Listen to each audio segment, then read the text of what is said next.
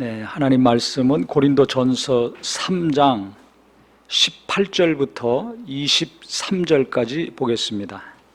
아무도 자신을 속이지 말라. 너희 중에 누구든지 이 세상에서 지혜 있는 줄로 생각하거든 어리석은 자가 되라. 그리하여야 지혜로운 자가 되리라.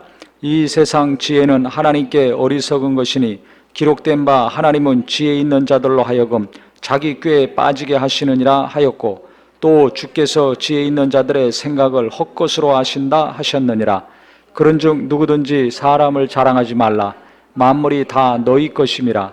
바울이나 아볼로나 게바나 세계나 생명이나 사망이나 지금 것이나 장래 것이나 다 너희의 것이요 너희는 그리스도의 것이요 그리스도는 하나님의 것이니라. 아멘.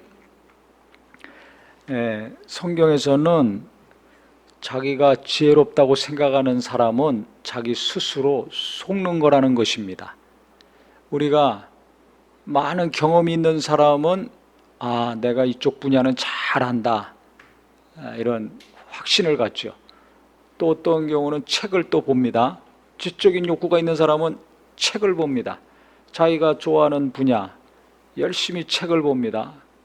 그 안 본 사람에 비해서 많은 지식을 얻고 정보를 얻고 하니까 자기도 모르는 사이에 자기가 굉장히 지혜롭고 뭔가를 안다고 생각합니다.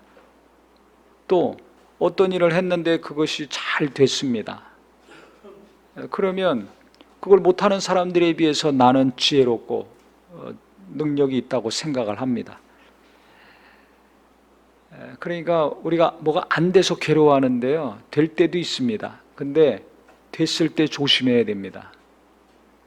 왜냐하면 그때 하나님을 의지하지 않아요. 가만히 보면 뭔가 힘이 들어가 있거든요. 내가 뭘 알아. 나는 이렇게 하니까 됐어. 그러니까 이렇게 해야지 어떤 게 돼. 이런 자기가 확신을 갖는 게 있어요. 힘이 들어가 있는 겁니다. 그러면 항상 그것이 입력이 돼가지고 그렇게 꼭 해야 된다는 고정관념을 갖게 됩니다. 그러면 이게 어떻게 보면 고집이 되기도 하고 교만이 되기도 하고 다른 사람 말 듣질 않아요. 이게 굳어지게 되면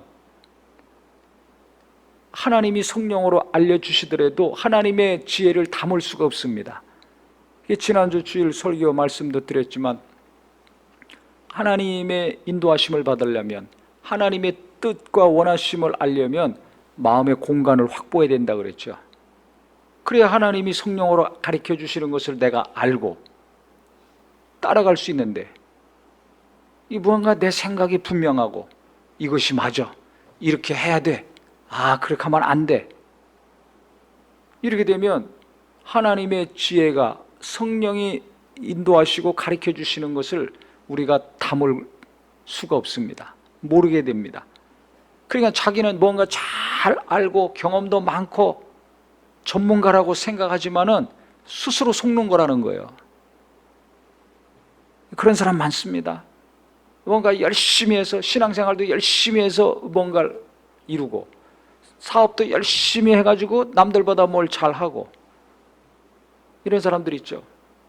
뭘 하든지 열심히 해서 뭔가 자기 스스로 만족하고 자기 목표에 도달했다고 생각하면, 남들보다 뭔가 뛰어나게 차이가 나면 그때 스스로 속는 자가 되는 거예요. 하나님이 보실 때 좀 안타까운 사람이 됩니다. 사람들이 볼 때는 대단하죠. 맞습니다. 대단합니다. 열심히 해서 뭔가를 이루었으니까. 근데 어떤 경우는 뭔가를 이루지 않았는데도 불구하고 내 생각이 맞아, 내 판단이 맞아, 이건 틀린 것이고 이렇게 하면 안 돼, 이렇게 확신을 갖는 사람들이 있습니다. 이건 더하죠. 뭔가 이룬 것도 없는데, 대단한 것도 없는데 자기 확신이 강한 사람이 있어요. 자기 주장이 강한 사람이 있어요. 그래서 성경을 자세히 보세요. 너희 중에 누구든지 이 세상에서 지혜 있는 줄로 생각하거든 어리석은 자가 되라 그랬어요. 아주 노골적으로 얘기하죠. 이건 이렇게 해야 돼. 어리석은 자가 되라.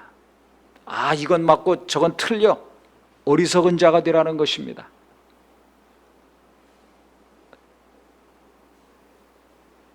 그리하여야 지혜로운 자가 된다 그랬습니다. 이게 참 어렵죠. 인생을 많이 살면 산 만큼 지혜가 생깁니다. 노인의 지혜가 있죠.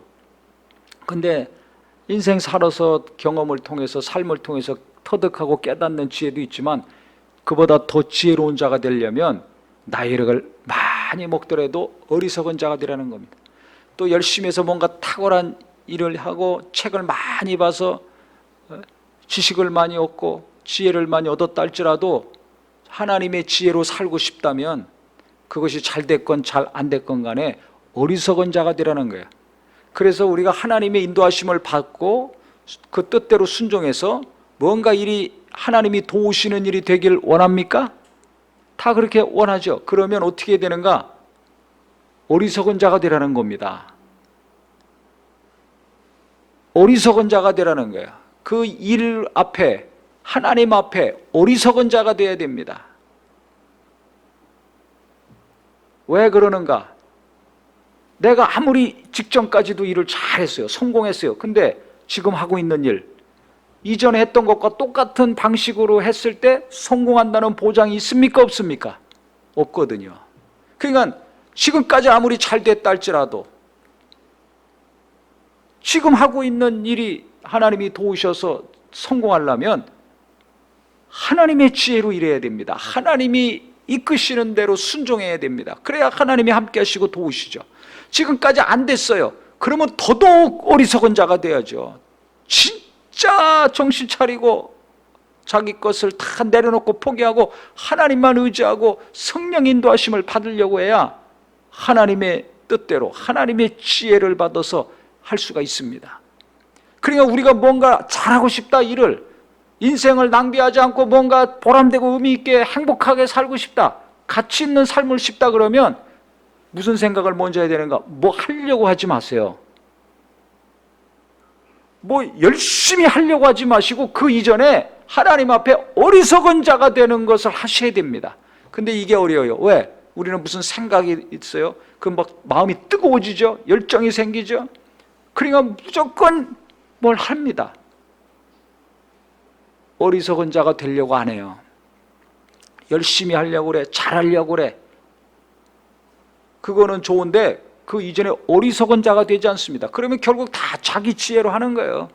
자기 뜻대로 하고 자기 원하는 대로 하고 자기 욕심대로 하게 돼 있습니다. 그럼 어떻게 되는가? 여기 성경에도 있는데요. 나중에 예수 믿고 은혜 받고 구원 받았다 할지라도 그 공력을, 그 사람이 열심히 노력해서 했던 것들 불로 그 공력을 시험하는 날이 온다는 겁니다. 그래서 그 앞에 보면 3장 13절에 보면 각 사람의 공적이 나타날 터인데 그 날이 공적을 밝히리니 이는 불로 나타내고 그 불이 각 사람의 공적이 어떠한 것을 시험할 것임이라. 만일 누구든지 그 위에 세운 공적이 그대로 있으면 상을 받고 누구든지 그 공적이 불타면 해를 받으리니 그러나 자신은 구원을 받되 불 가운데 받은 것 같으리라 그랬어요.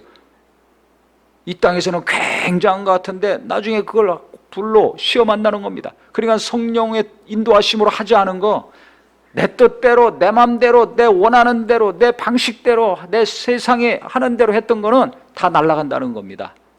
얼마나 허무합니까? 하나님 뜻대로 성령의 인도하심을 받아 순종해서 한 것만이 큰 것이건 작은 것이건, 금으로 집을 졌던 은으로 졌던 풀로 졌던 집으로 졌던 대단한 것이건 현찮은 것이건 그대로 보존이 된다는 겁니다. 그러니까 우리가 아무리 날씨가 덥고 코로나 때문에 이것저것 막혀있다 할지라도 어차피 우리가 하루하루 살지 않습니까? 어떻게 살던지 간에 나중에 불로 내가 살아서 애쓰고 힘쓰고 살아온 모든 것들, 행한 것들 불로 그것을 테스트할 때가 올 때 과연 다 없어질 것인가? 아니면 아무리 부족하고 연약한 집으로 짓고 풀로 했는가 하라 할지라도 그대로 남아있는 자가 되어야 될 것인가?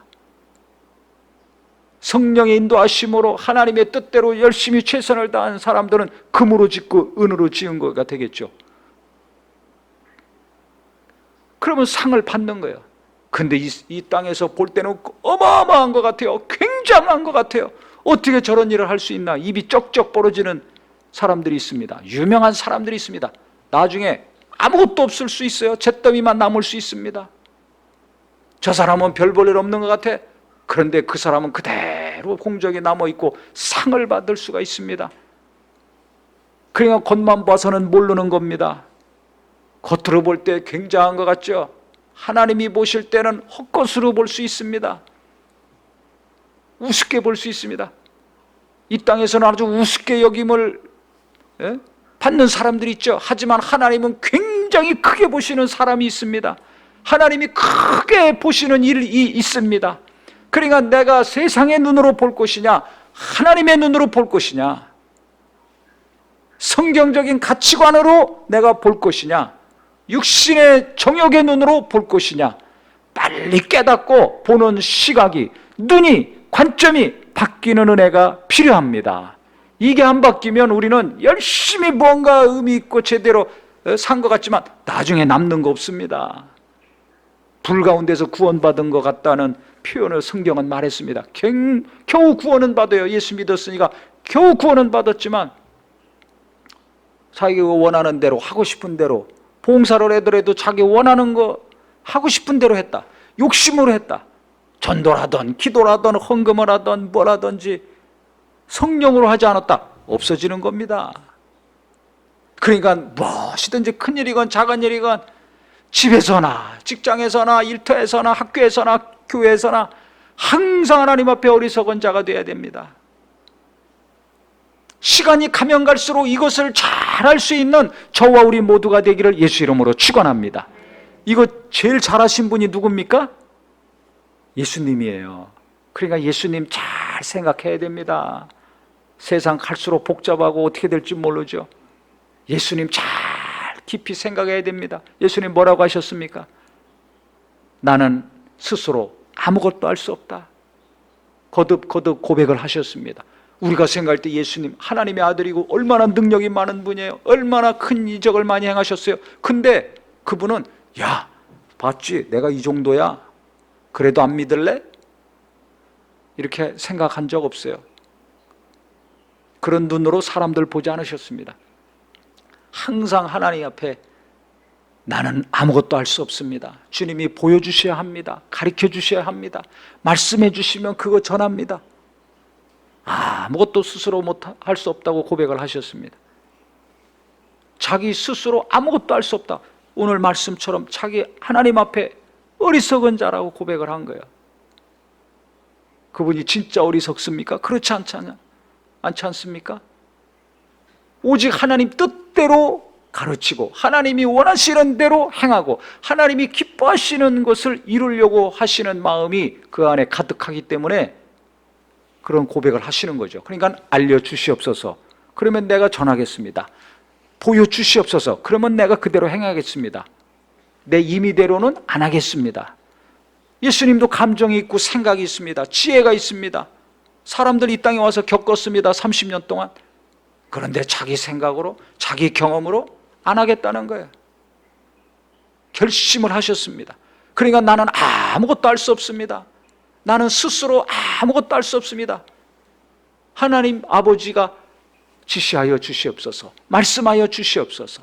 명령하여 주시옵소서. 그러면 그대로 내가 하겠습니다. 이것이 신앙생활의 기본이 되기를 예수 이름으로 축원합니다.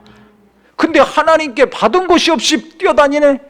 하나님이 하라고 하지도 않았는데 막 하나님의 뜻이라고 하면서 하나님이 원하시는 것을 하면서 열심내네. 그런 사람들 잘 보세요. 반드시 문제 일으킵니다. 갈등을 일으킵니다.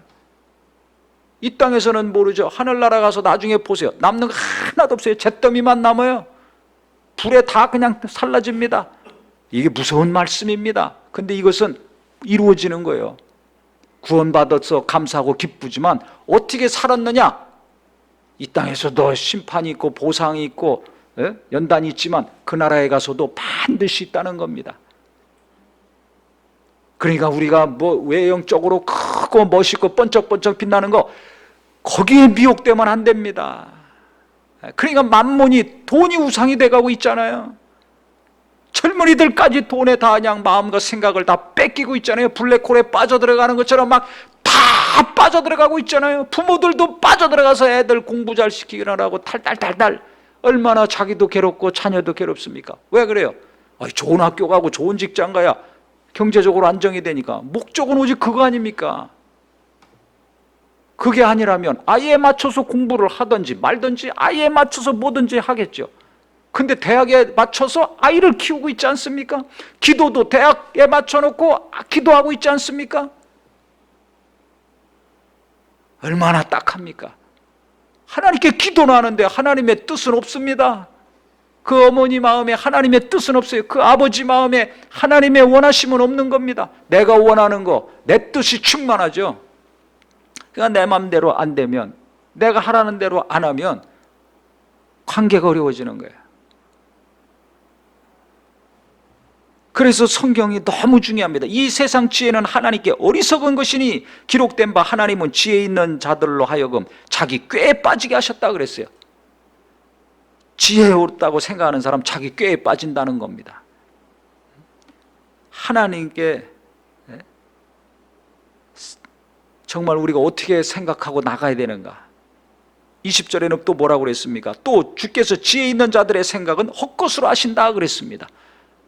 자기 스스로 대단한 것 같고 정말 사람들이 볼 때 대단한 것 같지만 하나님은 우습게 여기신다는 거예요. 뭐가 안 되든지 아니면 나중에 불로 공적을 시험할 때 다 없어지니까 웃은 거죠. 헛것이 되는 겁니다.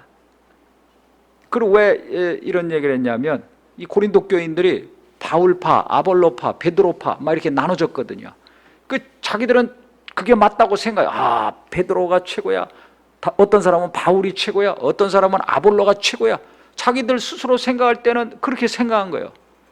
그래서 다른 사람을 막 무시했습니다. 그래서 분열이 일어나고 갈등이 일어났잖아요.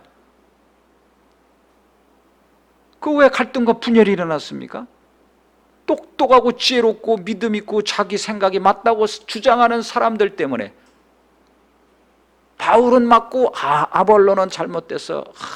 아니야. 아볼로가 최고지. 바울은 두 번째야. 개척한 공로 그것만 크게 생각하는 사람은 바울파가 되는 거고, 나중에 와서 잘 양육하고 믿음을 자라게 한 아볼로가 더 중요하고 일을 잘했다고 생각한 사람은 아볼로가 되는 거고, 서로 비교하고 판단했습니다. 우리도 그러죠. 어느 교회가 능력 있고 어느 교회는 능력 없고, 어느 교회는 어떠고 어느 목사님은 어떻고 어느 집사는 어떻고, 다 그런 생각이 있어요. 그 자기가 생각할 때 그런 거죠. 그게 굉장히 자기는 뭔가 본다고 안다고 해서 이 교회는 어떻고 저 교회는 어떻고 이 목사는 어떻고 저 목사는 어떻고 그러는데, 그 똑같은 겁니다. 지금 그런 고린도 교인들하고. 그러면서 바울이 뭐라고 합니까? 그런 중 누구든지 사람 자랑하지 마라. 교회 자랑하고 목사가 어떻고 뭐 이거 집사가 어떻고 어떤 장로가 어떻고 어느 단체가 어떻고 그런 거 하지 말으라는 거야. 자랑하지 마라. 사람이 하는 거 자랑하지 말고 그 사람 자랑하지도 말아라. 만물이 다 너희 것이라. 그러면서 바울이나 아볼로나 게바나 세계나 생명이나 사망이나 지금 것이나 장래 것이나 다 너희 것이요, 너희는 그리스도 것이요, 그리스도는 하나님의 것이다. 이게 뭡니까? 하나님이 쓰신 일꾼들, 하나님이 쓰시는 목사들 다 하나님 거라는 겁니다. 근데 앉아가지고 뭐 누가 어떻고 누가 능력 있고 누가 능력 없고 뭐 이런 걸 말하고 있는가? 헛 생각이다, 헛것이다 이겁니다.